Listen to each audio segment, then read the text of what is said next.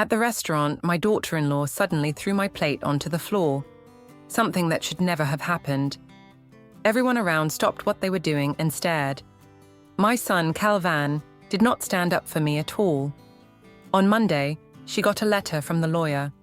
I am happy to have you with me as I share this story. Stay with me until the very end, and please tell me the city where you are watching from, so I know how far my story has traveled. I can still remember the sound of my plate crashing against the floor. The fine china shattered just like my heart did. The whole restaurant fell into silence, with all eyes turning toward our table. Holly stood above me, her face full of disgust, while Calvin, my only son, sat quietly, staring at his napkin. "Mom, maybe you should leave," he finally said, still avoiding my gaze. I am 60 years old, and never before had I felt so humiliated. I had been so excited for this dinner. It was my birthday, and Calvin had actually called me to invite me. After many months of unanswered calls and short, rushed talks, I had hoped things were finally improving. I spent hours dressing up, wearing my finest dress and the pearl necklace that Robert gave me before he passed away 5 years ago. When I arrived at Bellini's, an upscale Italian restaurant I could barely afford, I held tightly a small photo album I had put together. It contained pictures of Calvin growing up. I thought we might look through it together while having dessert. How foolish I was. The tension was obvious the moment I sat down. Holly barely noticed me, busy typing aggressively on her phone. "Calvin." He appeared anxious, frequently glancing at his watch. Nevertheless, I made an effort. God knows I did. "How are the children?" I asked, eager to hear about my grandchildren. I had not seen them in nearly 8 months. "They are fine," Holly snapped, without bothering to lift her eyes from her phone. I kept trying, putting on a brave smile despite the ache inside. "I brought a small gift for Emma's upcoming birthday. I hope she will like it." That was when Holly finally looked at me, her gaze as cold as ice. "We have already told you, Betty. Emma has too many toys. She does not need your cheap trinkets." Calvin shifted uneasily. "Holly, please." "No, Calvin. I am tired of her attempting to buy our children's affection when she was such a terrible mother to you." I felt as if I had been struck. "I don't understand," I whispered. "You never do you?" Holly continued, her voice rising, always playing the victim. "Poor Betty, all alone in that enormous house. Maybe if you had not been so controlling, Calvin would not have needed therapy." Therapy? I had never heard of this before. I looked at my son, confused and hurt. "Calvin?" He would not meet my gaze. "It is nothing, Mom." "It is not nothing," Holly insisted. "Tell her how she destroyed your childhood. Tell her how she never allowed you to be your own person." The waiter came with our meals, awkwardly placing plates before us as Holly went on with her rant. I sat frozen, unable to comprehend what was unfolding. When the waiter left, I reached for Calvin's hand. "Honey, I had no idea what to do." That was the moment Holly lost control. She rose abruptly, seized my plate of pasta and flung it onto the floor. "You witch! You never should have come," she spat. The loud crash silenced the entire restaurant instantly. I felt strangers' gazes burning into me as sauce splattered across my dress and shoes. "Calvin," I whispered, voice cracking with desperation. "Calvin, please." But my son, the boy I had raised alone after Robert passed away from cancer when Calvin was just 12, sat there silently, filled with shame, not toward Holly, but toward me. My hands were shaking uncontrollably as I reached for my purse, scarcely able to stay on my feet. "I am sorry for ruining your evening," I managed to say, clinging to the only thing left, my dignity. Then I turned and left, holding my head high, even though tears streamed down my cheeks. Sitting in my car in the parking lot, I wept quietly.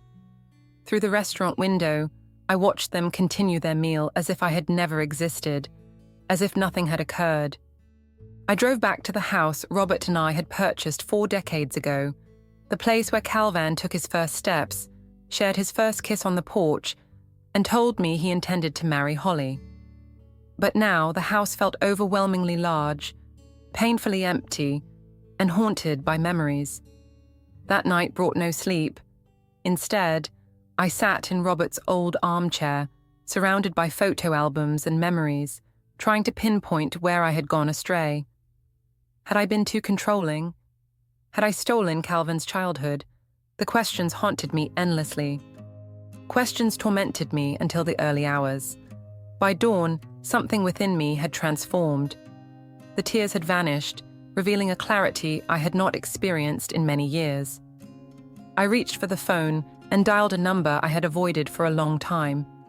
"James, this is Betty Hartman. I need your assistance." On Monday, Calvin received a letter from my attorney. Her bank account had been frozen.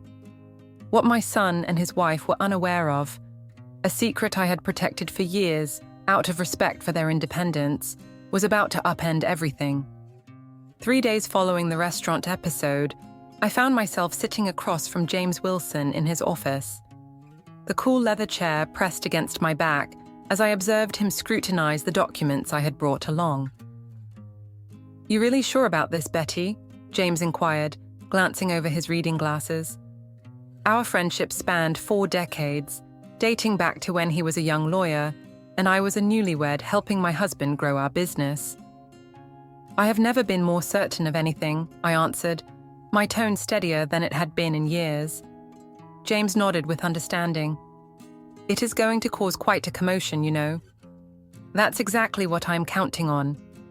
What Calvin and Holly never realized, what I had concealed out of a misguided impulse to avoid seeming boastful, was that I was not merely Calvin's elderly mother living on a humble pension. That narrative was nothing but a mask I had upheld for years. The reality was much different. While Robert had been the public face of Hartman Construction, I had been its foundation. After his passing, instead of selling the company as everyone expected, I took control quietly behind the scenes and expanded the business into one of the most prosperous construction firms in the state.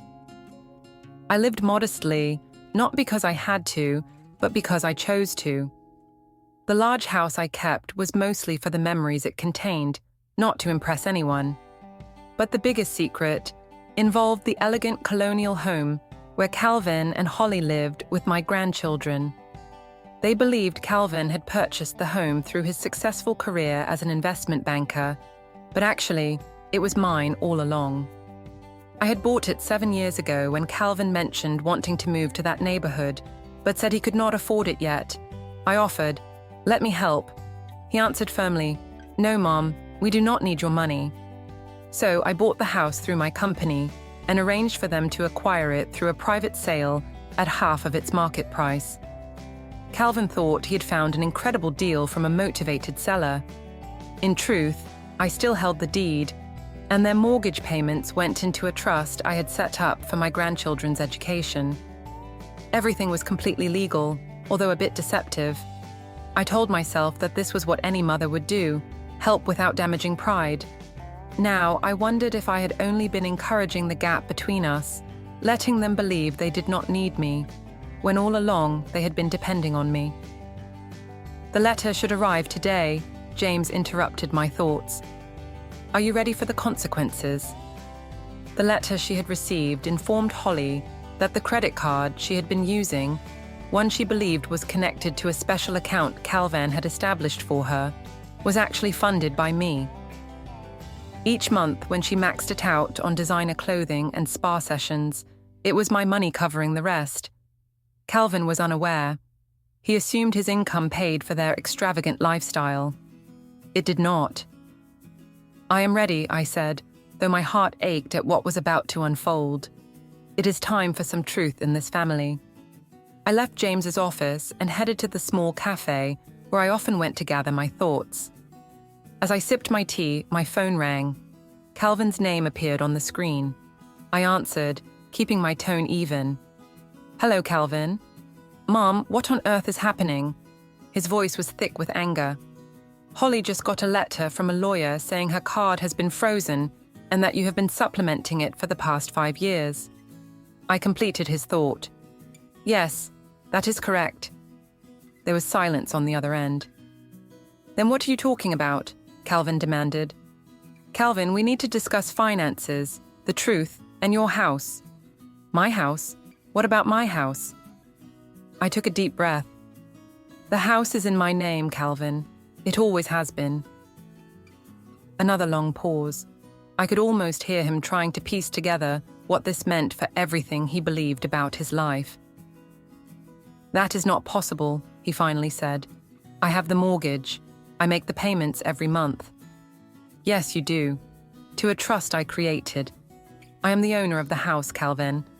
I have been supporting you financially for many years, but after what occurred at the restaurant, I have decided it is time to be truthful between us. This is insane, he stammered. You are inventing this because Holly upset you. Mom, this is precisely the kind of controlling attitude she mentioned. His words hurt, yet I remained composed. I will be at home all afternoon. Stop by when you're ready to discuss. Bring Holly if you wish. I will have all the paperwork prepared. I ended the call before he could reply. My hands trembled, not from fear, but from determination. For far too long, I allowed myself to be pushed aside in my son's life, watching from afar as Holly turned him against me. I attempted to purchase their affection, or at the very least their acceptance, through quiet financial support without ever expecting recognition. No more.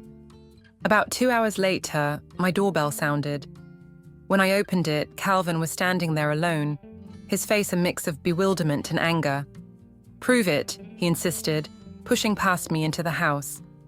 I guided him to the dining room where I had arranged all the paperwork, the deed to their home, bank statements revealing my monthly contributions to Holly's expenses, tax documents confirming I still owned Hartman Construction. I cannot understand, Calvin whispered as he sifted through the papers. Why would you keep this from me? From us? I took a seat across from him, suddenly. Feeling every one of my 60 years, I said softly, because you made it clear you did not want my help. But you needed it, and I simply wished to be part of your life, even if you were unaware of that. Calvin looked up at me, and for a brief moment I saw the little boy who used to rush to me with scraped knees and broken toys, trusting me to fix everything. Does Holly know? He inquired. No, I replied. The letter was the first time she had heard about it. He ran his hands through his hair in a gesture so similar to his father's that it made my heart ache. She is furious.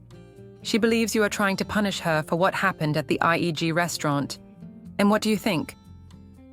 Calvin gazed at me, truly looked at me, perhaps for the first time in years. I believe I do not even know my own mother at all. The next morning, a car door slammed outside my house, loud enough to shake the windows.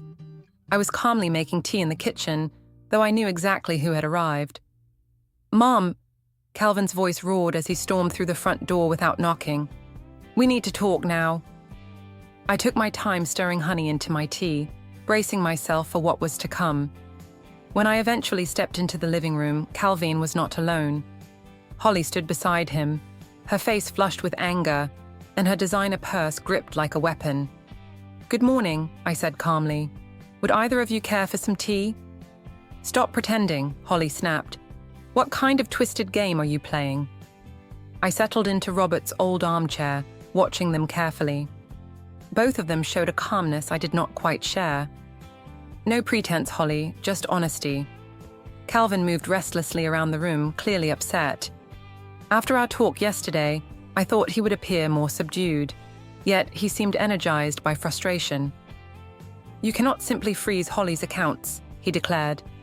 Do you realize how humiliating it was for her when her card was declined at Nordstrom in front of everyone? I nearly laughed. Is that what worries you most right now? Being embarrassed in a department store? You are trying to control us, Holly interrupted firmly. Just like you've always tried to control Calvin. He revealed everything about his childhood, how you stifled him after his father passed away. I set my teacup down with a soft clink against the saucer, sharply contrasting the tension in the air. Is that what you truly believe, Calvin? That I suffocated you? He ceased pacing, fists clenched tightly. You never let me make my own choices. Whenever I wanted to do something, whether playing football, going away to summer camp, or even choosing college, you had to get involved. I got involved because I was your mother, I answered quietly. A single mother trying to raise a boy and manage a business after her husband died. I was far from perfect, Calvin, but everything I did was out of love for you.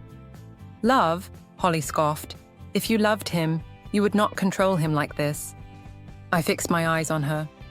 Like what exactly? Holly asked. By helping you live beyond your means? Offering you a home you could not otherwise afford to live in, Calvin insisted. We do not need your money. I earn more than enough. No, you do not, I interrupted, surprising even myself with my bluntness. Calvin, your income is significant but insufficient for the lifestyle you and Holly maintain. The house alone would take nearly 70% of your net earnings if you were actually paying its market value. I reached for a folder on the nearby table and handed it to him. Here are your financial documents from the last 5 years, withdrawals, credit card statements, and investments that somehow never seemed to prosper. Reluctantly, he accepted the folder, his hands trembling slightly as he opened it. This is an invasion of privacy, Holly exclaimed, yet I could detect fear beneath her outrage. Perhaps, I admitted, but sometimes harsh truths must intrude to be acknowledged. Calvin flipped through the pages, his face moving from anger to disbelief. This cannot be correct. We do not spend this much on luxury boutique services, he said. Holly swiftly tried to shut the folder. It is nothing. Your mother is clearly fabricating things to drive a wedge between us. Am I asked gently. Calvin, I have known for years that Holly has been manipulating you. I remained silent because I did not want to lose you entirely. Every time I attempted to get closer, she discovered a way to push me away further. She invented stories about things I supposedly said or did. That is not true. Holly's voice escalated almost to a scream. Do you recall when you assumed I declined to attend Emma's christening? I was never invited in the first place. Or when you thought I had harshly judged your parenting during Thanksgiving. I was not even present. Calvin glanced between us, uncertainty clouding his expression. Mom, Holly would never do that. She actually did, I asserted with resolve, and I allowed it because I feared that confronting her would mean losing any chance to see you or my grandchildren. So instead, I assisted quietly. I purchased your home. I supplemented your earnings. I maintained your standard of living while Holly deliberately excluded me from your lives. Holly gripped Calvin's arm firmly. She is lying. She has always resented me, resented us. She cannot accept that you chose me instead of her. I could not suppress a sorrowful chuckle. Oh, Holly, it was never about rivalry. At least that is how it should have been. Calvin shrugged off Holly's hold, a new tiredness settling in his gaze as he faced his wife.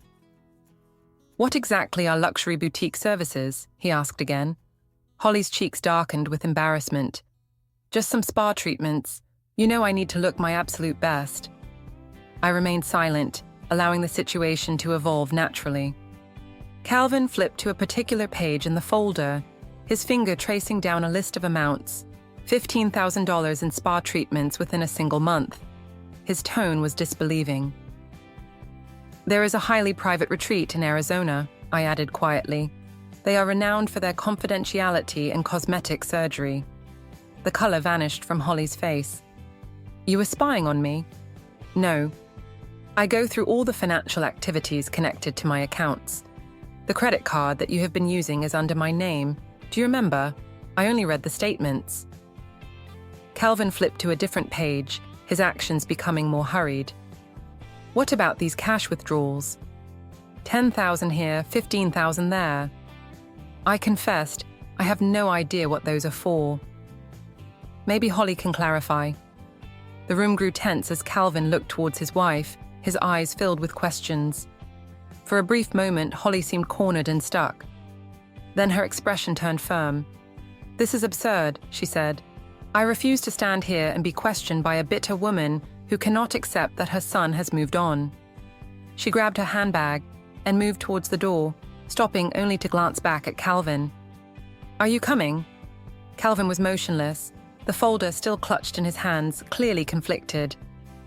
"She is using money to control you, Calvin," Holly said insistently, "just like she always has. Don't let her separate us." I stayed seated, my heart racing. This was the critical point, the turning moment. Would Calvin recognize the truth, or would he choose once more the carefully built illusion Holly had created? He looked at me, and for the first time in many years truly noticed me. Not the domineering mother Holly had painted, but the woman who had given up everything for him. "Mom," he started, his voice hesitant. "It is your decision, Calvin," I replied softly. "It always has been." Holly's face twisted with anger. "If you choose to stay here with her, do not bother coming back home." The ultimatum lingered in the atmosphere, like a gathering storm. Calvin glanced at the folder he held, then at his wife, and then back at me. "I need some time to consider," he finally murmured, barely audible. Holly's laughter was sharp and bitter. "Incredible! She has done it again!" She stormed out, the door slamming with such force it seemed to shake the entire house. Calvin and I remained alone, the heavy burden of years filled with misunderstandings and deception pressing down on us. "I never wanted matters to escalate this way," I said softly. "Then why did you?" he asked, collapsing onto the sofa, suddenly looking drained. "Because sometimes," I answered, "love requires standing up for the truth, even if it causes pain." Calvin did not linger long after Holly left. He said he needed space, time to digest everything. I understood. The very foundations of his existence had just been unsettled. He had to regain his balance. I spent the following days suspended in a strange in-between state, waiting for the next inevitable blow. Would Calvin return? Would Holly figure out how to manipulate this situation to take control again? I threw myself into work, grateful for the escape provided by spreadsheets and calls with clients. On a Thursday afternoon, my doorbell chimed. I opened it to find Martha Pierce, my oldest friend. We had known each other since high school, long before Robert, before Calvin, before life had carved its complex roots through our hearts. "I brought wine," she declared. Holding up a bottle of Merlot, she said, "You look like you could really use this." I couldn't help but smile. Martha had never been one to hide her feelings. "That obvious, huh?" She trailed me into the kitchen, watching as I grabbed glasses. "Betty, you have been sending all your calls to voicemail for 3 days. Your yard has been neglected for an entire week." Then she studied me carefully. "You are wearing the same cardigan you had on when I dropped by on Monday." I looked down at myself. She was right. So she went on, pouring generous glasses for both of us. "Are you going to tell me what is going on, or should I pry it out of you?" I exhaled, took a sip of the wine, and then began to explain everything. The restaurant, the shocking news about the house and finances, the confrontation with Calvin and Holly. Martha listened attentively, her face becoming more worried with every word. "Oh, Betty," she said when I finished. I knew things with Calvin were tense, but I had no idea they had reached this level. Neither did I confessed. I was so busy trying to stay involved in their lives that I didn't notice how unhealthy it all had become. Martha thoughtfully sipped her wine. "There is something you should know," she finally said. "Something I probably should have told you years ago." My stomach tightened. "What is it?" She set her glass down, choosing her words with care. "About 3 years ago, I saw Holly at the Lakeside Hotel. She was with a man who was not Calvin. I stared at first, she was confused. "You mean they were very close?" Martha confirmed. I stayed silent because I was not completely sure, and I did not want to create problems if there was an innocent reason behind it. 3 years ago, I repeated deliberately. That was when they were experiencing difficulties. Calvin told me they were attending marriage counseling. Martha frowned. Unless the counselor was a tall man with a beard who enjoyed kissing her in hotel lobbies, I doubt that was what really happened. I felt disgusted, not only by discovering Holly's betrayal, but also by realizing that I had unknowingly been funding it. Those unexplained cash withdrawals, the luxurious spa retreats. Had I been paying for her to be unfaithful to my son? There is more, Martha said hesitantly. Last year, at Maggie Wilson's farewell celebration, Holly drank too much. She boasted to some women about having the perfect arrangement, a husband who never questioned her spending, and a mother-in-law who unknowingly supported her lavish lifestyle. She knew, I whispered in horror. She was aware all this time that I was supplementing their income. Martha nodded. From what Holly said, she discovered it years ago. She found it amusing, her exact words, not mine, that you tried to keep it a secret so carefully. I felt as if someone had hit me hard. All this time, I believed I was helping Calvin, protecting his dignity, while making sure he and his family enjoyed the lifestyle they wished for. Instead, I had been completely deceived by her. Holly, controlled just as completely as my son had been. I need to inform Calvin, I said, reaching out for my phone. Martha softly placed her hand over mine. Are you certain that is the right choice? He is handling so much already. I paused. He ought to know the entire truth. Every part of it. Yes, but the timing is crucial, Betty. His world has just been turned upside down. Perhaps it would be better to allow him some time to process things before adding more. She was correct, naturally. Yet before I could answer, my phone rang. Calvin's name appeared on the screen. It's him, I told Martha, my heart pounding as I picked up. Calvin, is everything okay? His voice sounded tight and controlled in a way that made me immediately uneasy. I need to see you. Can I come over? Of course, I said. I'm home now. I will be there in 20 minutes. He ended the call without saying goodbye.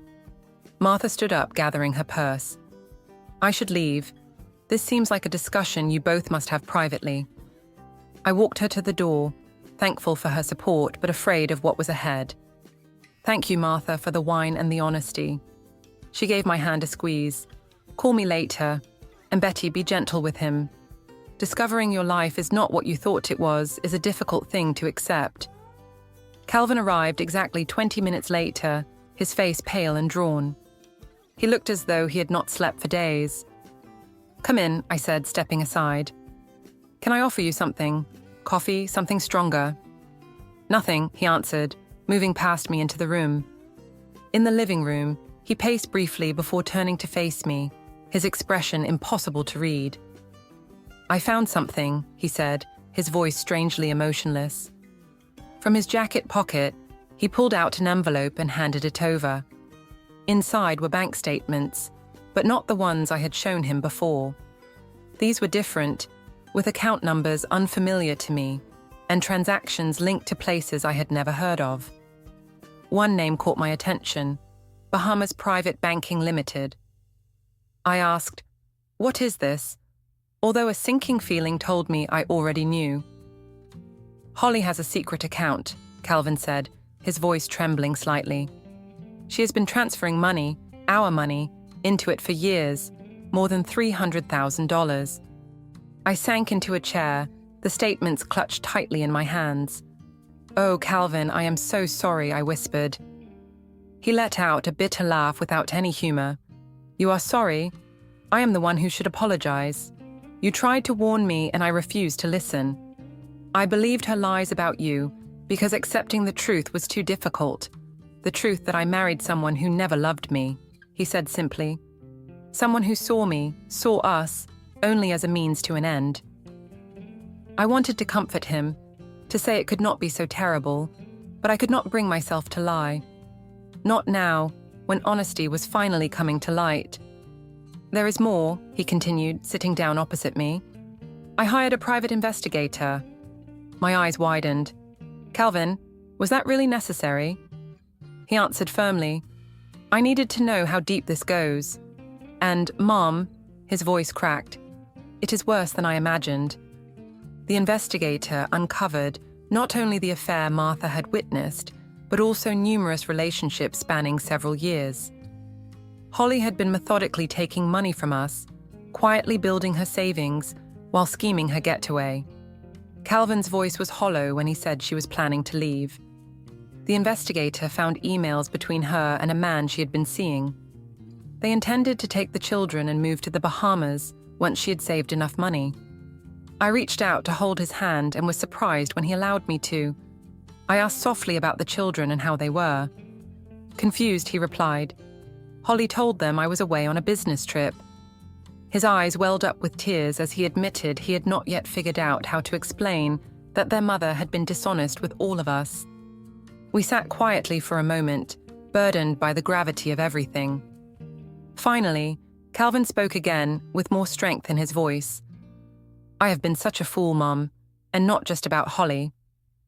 He gripped my hand tightly and admitted that he had let her convince him I was the enemy, that I was controlling and manipulative, when in truth it was her. I reassured him softly that we both had been deceived. He shook his head firmly. "No, I should have seen it earlier, the way she kept me away from you and my friends, how she always had an excuse for everything, the missing money, the late nights, her endless criticism of you. I wanted so much to believe our life was perfect that I ignored all the warning signs that it was breaking apart. I wanted to tell him he wasn't to blame, but I knew he needed to face the truth himself. He decided not to handle this on his own. Instead, I asked, "What will you do now?" Calvin straightened up, determination settling on his face that reminded me so deeply of Robert that it made my heart ache. "I've frozen all our accounts. I've reached out to a lawyer, not only about a divorce, but also about pursuing charges for the theft. And Mom," he paused, "I need to ask you a very big favor." "Anything," I answered sincerely. "Can the children and I stay here for a while? Just until I figure everything out." For the first time in many years, a spark of hope stirred inside me. "Of course you can. This has always been your home too." That evening, after Calvin left to gather some things for himself and the kids, I stood in the kitchen gazing out at the backyard where he used to play. So much had shifted. So much hurt had been done. Yet perhaps, from these shattered fragments, we could create something new, something genuine. My phone buzzed with a message from Martha. "Everything all right?" I hesitated before typing back, "No, but I believe someday it will be." 2 weeks later, the quiet of my house had turned into the warmth of a home again. The sound of children's laughter echoed through rooms that had been silent far too long. 7-year-old Emma and 5-year-old Jacob brought a wild energy that both wore me out and lifted my spirits. "Grandma, watch this," Jacob called as he attempted a shaky somersault in the living room. "Very impressive," I clapped, though my heart leapt as he barely missed knocking over the coffee. Maybe next time we should try practicing outdoors. Calvin appeared in the doorway, looking more refreshed than he had in several days. "Jacob, what did we agree about doing acrobatics inside the house?" My grandson sighed deeply. "That we save them for the backyard." "Exactly. Why don't you and Emma check if the sprinkler is still running? It is hot enough today." The children did not need a second command, rushing outside filled with joyful shouts. Calvin sank onto the couch beside me. "I don't know how you managed to raise me by yourself all those years." I smiled, gently patting his hand. "One day at a time, sometimes even just 1 minute at a time." He nodded, gazing out the window where his children were now playing under the sprinkler. Their happy cries echoed through the open windows. "The divorce papers have been submitted," he said quietly. "Holly's lawyer contacted me yesterday." "What does she want?" I asked. "Everything," he answered with an empty laugh. "The house, custody of the kids, alimony. She accuses me of turning you against her and using my financial situation to take revenge." I shook my head, expecting nothing less. "And what did your lawyer say?" "That she has no valid claim. The financial documents clearly prove she was stealing from us. Also," he hesitated before adding, "the private investigator uncovered more proof of affairs. Several affairs, Mom, stretching back for years." I held his hand tightly without speaking. Some hurts are still too raw for comforting words. I just keep thinking about it. All the signs I failed to notice, he went on. Every moment I stood up for her in front of you, convinced she was right, and that you were only trying to control our lives. I was so blinded by it all. Sometimes, I responded softly, we perceive what we choose to see, especially when it involves those we care about. He gazed at me, truly seeing me, maybe for the first time in many years. I'm sorry, Mum, for everything. For believing her falsehoods about you, for shutting you out, and for how she treated you at that restaurant. You do not need to say sorry, I answered. Yes, I do, he insisted. I was wrong, and I have spent far too many years allowing Holly to come between us. I felt my eyes begin to water. Well, we are here now, that is what counts. Outside, Emma let out a loud scream as Jacob directed the sprinkler water right at her. Calvin smiled, a genuine smile that lit up his eyes. They have missed you, he said. Even though Holly limited their time with you, they have always spoken about Grandma Betty and her cookies and stories. My heart grew full. They are extraordinary children. They truly are, he agreed, and they deserve more than they have received. A mother more focused on her social image than their happiness. A father too caught up in keeping up appearances to notice what was happening right before him. You are being too harsh on yourself, I declared firmly. You are a good father, Calvin. Look at how you have managed this entire situation, protecting them, maintaining their daily life. Trying to stay as normal as possible despite everything falling apart was difficult. He shrugged, uneasy with the compliments. I am trying, he said. It just feels overwhelming. One day at a time, I reminded him. The following morning, while Calvin took the kids to their summer day camp, I made up my mind. It was time to stop hiding and start reclaiming my own life. I began by calling James. I want to go public with my important role at Hartman Construction, I told him. No more hiding behind Robert's legacy or the male executives. It is time for people to know who has truly been running things all these years. James did not sound surprised. It is about time, if you ask me. The board will back you. They realize you are the reason the company has succeeded. Next, I reached out to Martha. I am hosting a dinner on Saturday, I said. Nothing elaborate, just a few friends. It has been too long since I entertained. Betty Hartman, social butterfly, Martha teased. What made you decide on this? Life is too short to spend alone, waiting for her permission to live, I answered. Will you come? Not even wild horses could stop me, she replied. By Saturday, my dining room table was arranged for 8. Martha and her husband, my old friend David, who was recently widowed, James and his wife Calvin, and myself. The children were at a supervised playdate with friends, giving Calvin a much-needed evening among adults. At first, it felt odd to host again after so many years of quiet solitude. But as the wine was poured and the conversation flowed, I felt alive. A feeling inside me was unfolding, like a flower that had been hidden away in darkness for far too long. To fresh starts, James said as he lifted his glass in a toast. And to longtime friends, I responded, glancing around at the faces of those who had always known the genuine me. When we later moved into the living room to have some coffee, David settled next to me on the couch. It is good to see you like this, Betty, he remarked warmly. It brings back memories of the dinner parties you and Robert used to host. You always had a special talent for uniting people. I smiled, feeling touched by the recollection. It has been far too long, I admitted. Life often gets in the way, he agreed. After Margaret passed away, I found it unbearable to socialize. But in time, I realized she would not have wanted me to stop living. That is exactly how I feel, I whispered. I have been merely existing rather than truly living. I was so focused on holding on to Calvin that I lost sight of everything else that makes life meaningful. David acknowledged this with understanding in his eyes. If you want to make up for lost moments, there is a symphony concert next weekend. I happen to have an extra ticket. A thrill stirred inside me, something I had not felt for many years, excitement and hope. I would love that. I noticed Calvin across the room watching us, a small smile at his lips.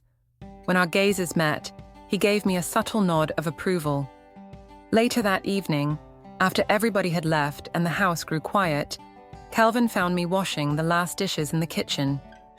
"I cannot recall the last time I saw you laugh like that," he said as he grabbed a towel to dry up. "It has been a long time," I confessed. "I am glad, Mom. You really deserve to feel joyful." He hesitated before adding, "David seems like a good person." A warmth spread across my cheeks. "He is just an old friend," I replied. Calvin hummed doubtfully. "An old friend who could not stop looking at you all evening." I lightly hit him with a dish towel. "Stop that.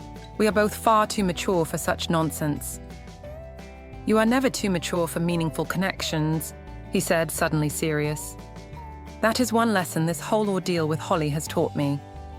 Life is far too brief to spend it with those who do not appreciate you." I nodded, fully understanding. "When did you become so wise?" I asked.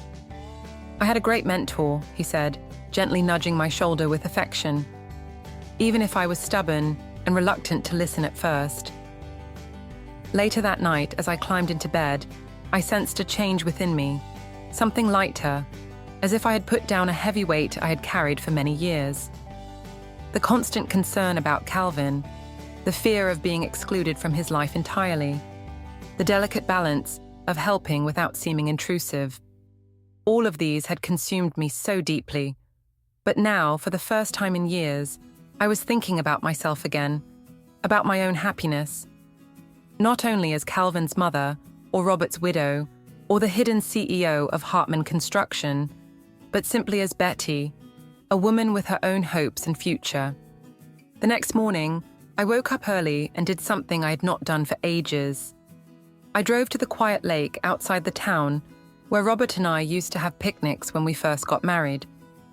I settled on the old wooden bench that looked out onto the water, admiring the sunrise as it painted the sky with hues of pink and gold.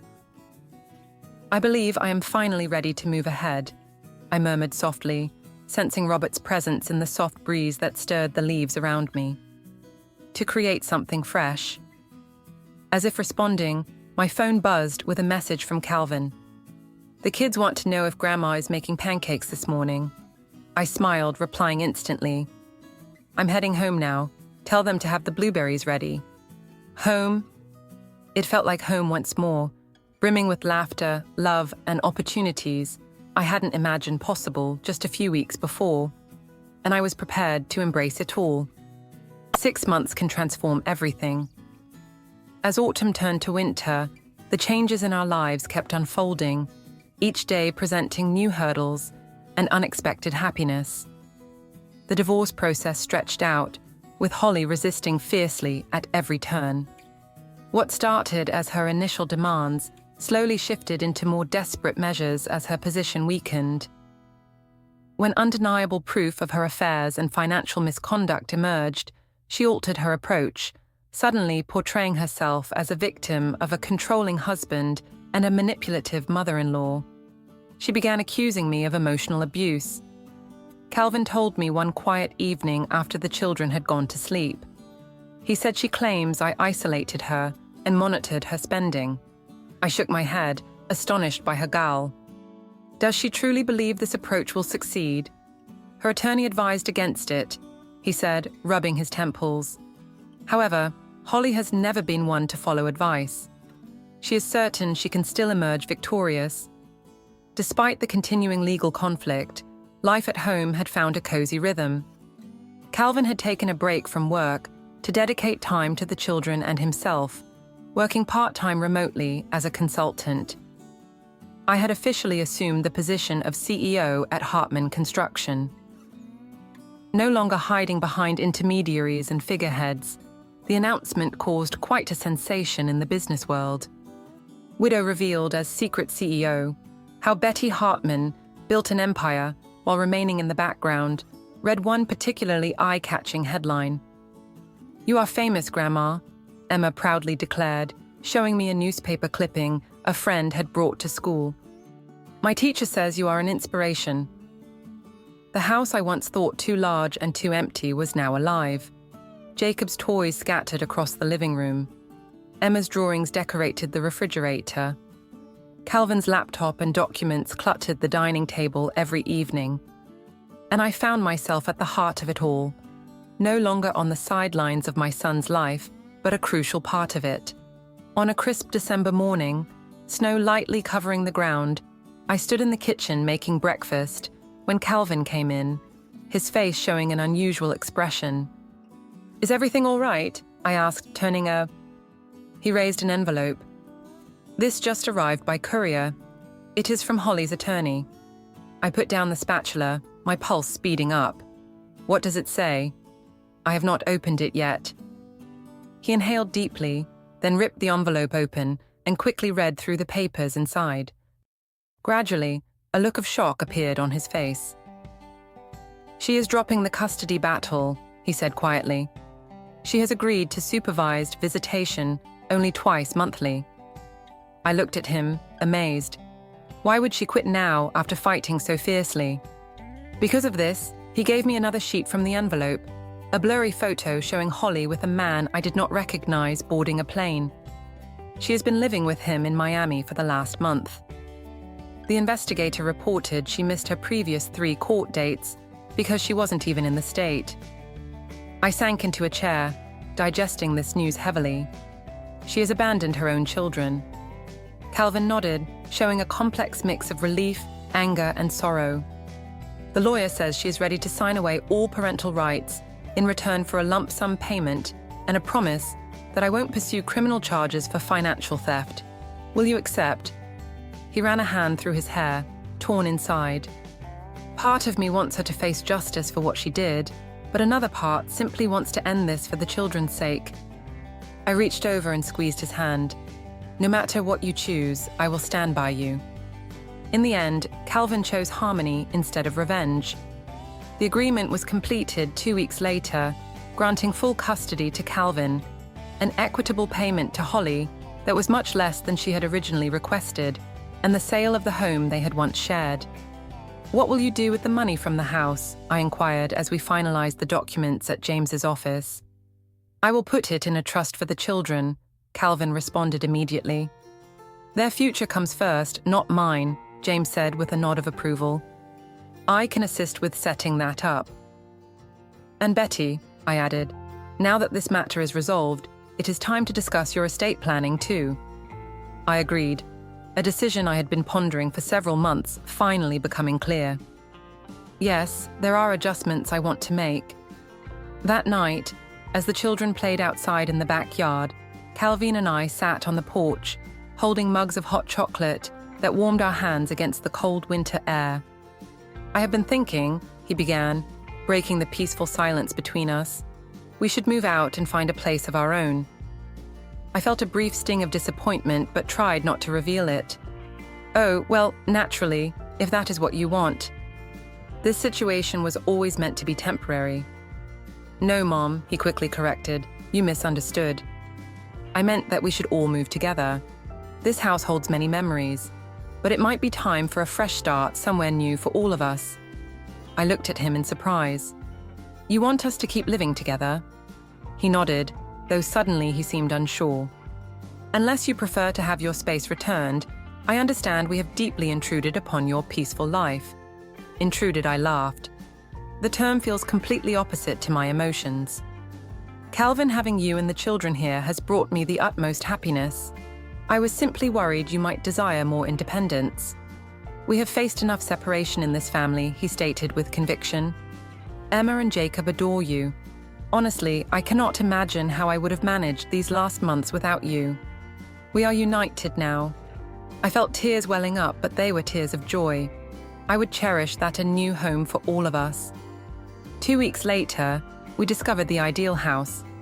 It was roomy with a large garden situated near the children's school and my workplace, featuring a separate wing that granted me personal space while still connecting me to the family.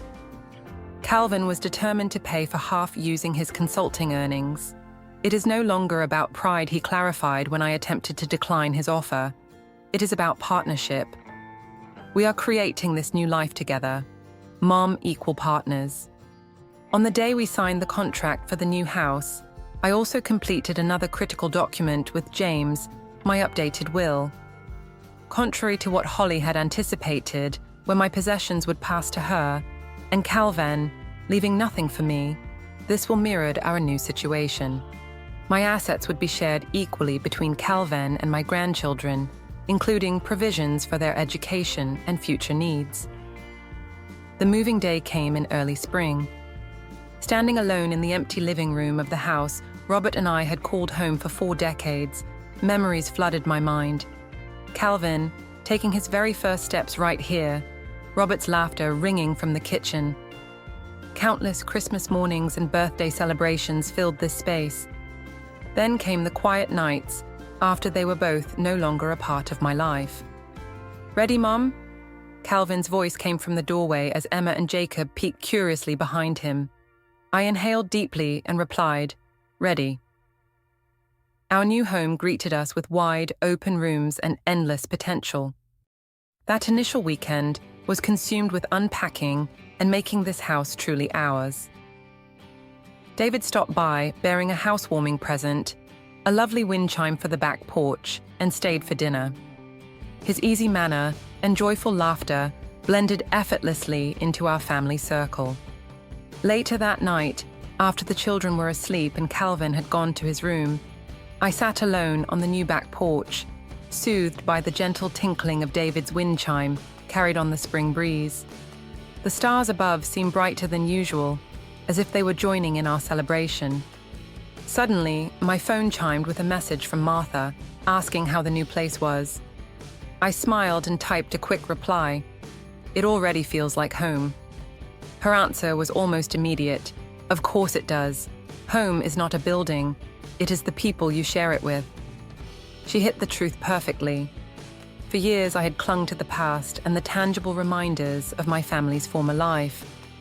I had tried to maintain my connection to Calvin silently, supporting him financially while accepting emotional fragments in return was not enough. Genuine connection could not be bought. True family bonds could not be preserved through hidden bank transfers and silent sacrifices. It demanded honesty, openness, and the bravery to confront painful truths. The journey to where we now stood had been filled with hardship. There were moments of heartache so intense I feared I would never heal. Yet through those trials, something more resilient had formed. A relationship with my son grounded in mutual respect and authentic understanding, free from duty or manipulation. Beyond that, I had regained myself, no longer simply a mother or a widow, but a woman with her own identity, strength, and a future unfolding ahead of her. The house Calvin had yearned for so fiercely was sold. The control she had exercised over our family was shattered. The secrets that isolated us were brought into the open, allowing the process of healing to truly commence. I gazed up at the stars again, feeling a deep calm wash over me. The fortune I had kept hidden for so long was now openly dedicated to creating something far more precious than any material object. A family united by love and honesty, not by secrets or obligation. In the end, what Calvin never comprehended was that true wealth was never in the property or the bank balances. It lay in the bonds we forged, the trust we cultivated, and the love we nurtured. That was something no one could ever take away. Nothing could ever be taken away from us again. Now, I want to know about you who are listening to my story. What actions would you take if you found yourself in my situation? Have you experienced something alike? Share your thoughts in the comments below.